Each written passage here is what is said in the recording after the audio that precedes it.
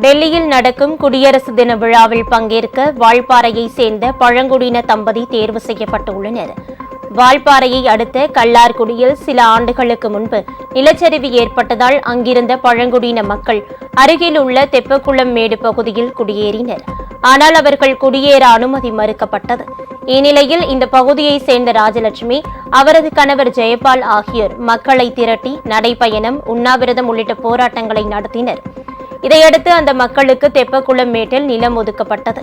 இவர்களின் செயலை கௌரவிக்கும் வகையில் மத்திய அரசின் பழங்குடியின நலத்துறை அமைச்சகத்திலிருந்து குடியரசு தின விழாவில் பங்கேற்க இந்த தம்பதிக்கு அழைப்பு வந்துள்ளது. இவர்கள் குடியரசுத் தலைவர் வழங்கும் விருந்திலும் கலந்து கொள்கின்றனர்.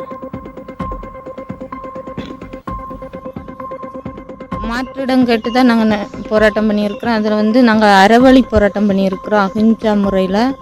அதில் எங்களுக்கு தமிழக அரசும் துணையாக இருந்திருக்காங்க. அவங்க எங்கள் போராட்டத்துக்கு அப்புறம் எங்களோட கஷ்டங்களை புரிஞ்சுக்கிட்டு எங்களுக்கு அந்த நிலத்தையும் கொடுத்து அதுக்கான உரிமம் அப்படிங்கிறதையும் கொடுத்துருக்காங்க. அந்த இடத்தை நம்ம எப்படி பெறலாங்கிறதுக்காக tahsildar, forest department, sub collector, மாவட்ட கலெக்டரு அங்கெல்லாம் போய் நேரடியாக சந்தித்து மனுவெல்லாம் கொடுத்து இப்போ எங்களுக்கு இந்த புதுசாக இந்த தெப்பக்குளம் கிராமம் கொடுத்துருக்குறாங்க. அங்கே நாங்கள் 25 குடும்பம் இப்போ சந்தோஷமாக இருக்கிறோம். உங்கள் ராஜ் நியூஸ் தொலைக்காட்சியில் திங்கள் முதல் வெள்ளி வரை தினந்தோறும் பிற்பகல் 2 மணிக்கு உங்கள் பகுதியில் உள்ள குறைகளை நேரலையில் தெரிவிக்கும் புகார் பெட்டி நிகழ்ச்சி. பங்கு பெறுங்கள், பயனடையுங்கள், காணத் தவறாதீர்கள்.